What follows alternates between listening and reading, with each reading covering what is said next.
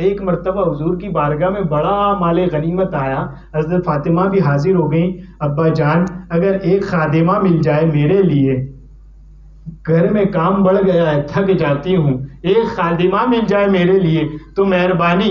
حضور علیہ السلام ارشاد فرماتے ہیں فاطمہ اس میں سے خادمہ تو میں تمہیں نہیں دوں گا، لیکن ایک وظیفہ بتاتا ہوں، ہر نماز کے بعد 33 مرتبہ سبحان اللہ، 33 مرتبہ الحمدللہ، 34 مرتبہ اللہ اکبر پڑھ لینا، اللہ تیری ساری تھکان دور فرما دے گا۔ سبحان اللہ۔ یہ کیا ہے؟ فرمائے یہ اولاد کی تربیت کا طریقہ ہے کہ تم نے اولاد ہے تمہاری تو ان کے کچھ مسائل ہوں گے، ان کی زندگی کی کچھ سچویشن ہوں گی جن سے تمہیں گزرنا پڑے گا، اس حال میں انہیں یہ سکھانا اللہ کو یاد کرو، اللہ تمہاری تکلیفیں آسان کر دے گا۔ اب کیا معاملہ ہو گیا؟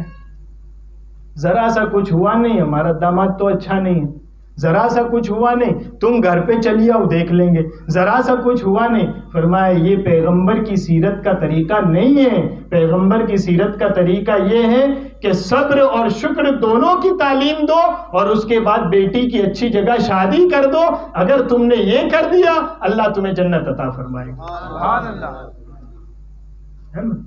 حالانکہ صحابہ میں سے کسی کی جرأت ہے کہ کوئی یہ کہہ دے کہ آپ نے کیوں دی خادمہ ہے؟ ارے وہ تو وہ لوگ ہیں کہ حضور فرما دیں مکے سے ایک صحابی ہیں اور مدینے کے ایک صحابی ہیں، دو کو ساتھ میں کھڑا رکھ کے فرما دیں یہ تیرا بھائی ہے، تو وہ گھر پہ جا کے گھر کے 2 حصے کر دیں، زمین کے 2 حصے کر دیں، 2 بیویاں ایک کو طلاق دے کے کہیں کہ یہ اس سے ایک سے تو شادی کر لیں۔ صحابہ تو وہ لوگ ہیں، وہ تو سوال کر ہی نہیں سکتے تھے کہ آپ نے کیوں دی۔ میں دے سکتا ہوں مگر دوں گا نہیں، اس لیے کہ میری زندگی قیامت تک میرے امتیوں کے کام آنے والی۔ سبحان اللہ۔ میرے امتیوں کی بھی بیٹیاں ہوں گی، انہیں بھی پریشانیاں ہوں گی، وہ بھی تھک جائیں گی کام کر کے، تو خادمہ دے کے فاطمہ کا مسئلہ حل ہو سکتا ہے، مگر وظیفہ دے کے فاطمہ کا بھی حل ہو جائے گا، قیامت تک میری امت کی ساری بیٹیوں کا مسئلہ حل ہو جائے گا۔ سبحان اللہ۔ یہ حضور کی زندگی، یہ کیا ہے؟ فرمایا یہ معجزہ ہے۔